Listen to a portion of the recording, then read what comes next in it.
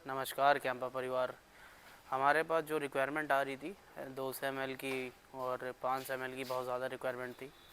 200 ml में हमारे पास ये कोला आ चुका है और इधर 500 ml की अभी हमारी एक गाड़ी 500 ml में जो कोला आया हुआ है वो अभी बिल्कुल नया माल उतर रहा है, यहाँ पे देख सकते हैं आप।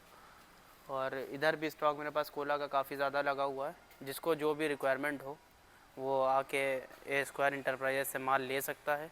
और जिसको फ्रिज की इंक्वायरी हो वो फ्रिज भी लगवा सकता है। जिसको अगर कहीं पे भी, यहाँ लखनऊ में दुबग्गा है जैसे, और बालागंज है, कैंपल रोड है, ये सब एरिया है हमारा।